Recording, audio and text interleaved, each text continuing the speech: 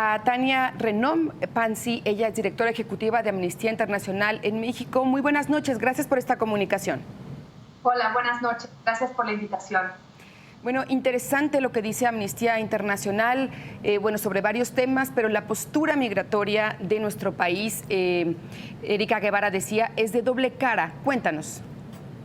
Efectivamente, lo que Erika comentaba y que nosotros también hemos documentado desde la sección mexicana es que México tiene una posición de exigir o solicitar un respeto hacia nuestros connacionales en el territorio, especialmente en el territorio del norte, en Estados Unidos, pero en cambio nosotros en México no hemos logrado tener una política de cuidado, de deber de diligencia con las personas que migran hacia los Estados Unidos y que pasan en tránsito por el Estado mexicano. Estamos haciendo una valoración más o menos de unas 400,000 personas que transitan por el territorio mexicano anualmente. Y presentaron hoy también el testimonio de una persona migrante que justamente ha vivido esta situación aquí en nuestro país. Bueno, el testimonio que presentamos era un testimonio positivo de una persona hondureña de la comunidad LGBTI que pidió asilo, refugio en México por su orientación sexual.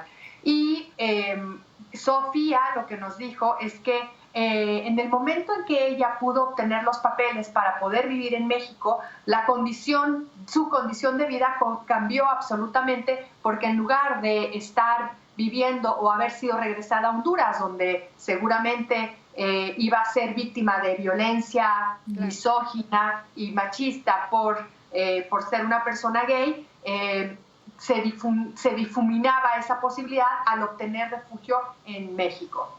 Pero no tuvieron la misma suerte las personas que viajaban con ella.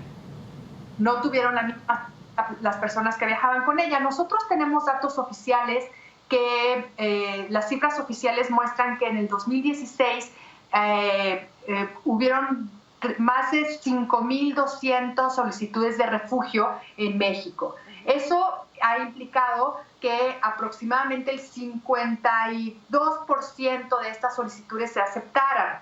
¿Qué está pasando con los solicitantes de refugio? Bueno, primero que hay una gran desinformación, que a veces los criterios son tan discrecionales porque no son claros y a veces dejan al arbitrio del funcionario o de la autoridad administrativa el otorgamiento o no del refugio, de la condición de persona refugiada.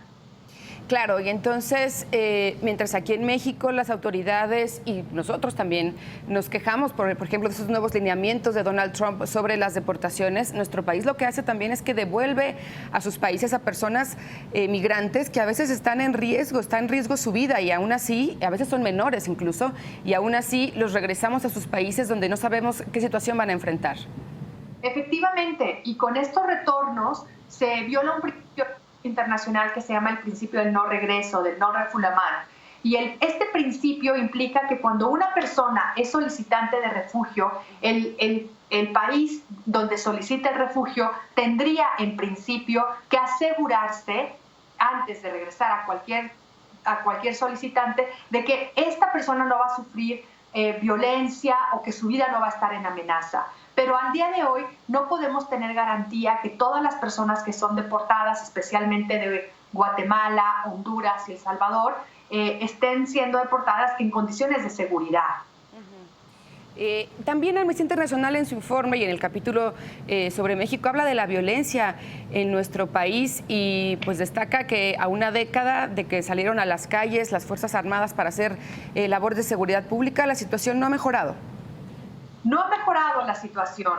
Efectivamente, Amnistía Internacional ha señalado no solamente la no mejora, sino el aumento en el número de efectivos militares que han salido a la calle a hacer funciones de seguridad pública.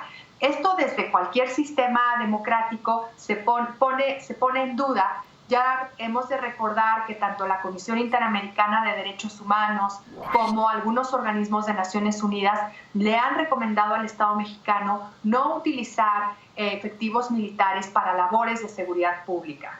Es decir, en cualquier sistema democrático debe haber una clara división que las labores de seguridad pública han de ser realizadas por autoridad civil, mientras que las labores que están vinculadas a la defensa nacional tienen que estar realizadas por el personal capacitado y profesionalizado para ello, que en este caso son las Fuerzas Armadas.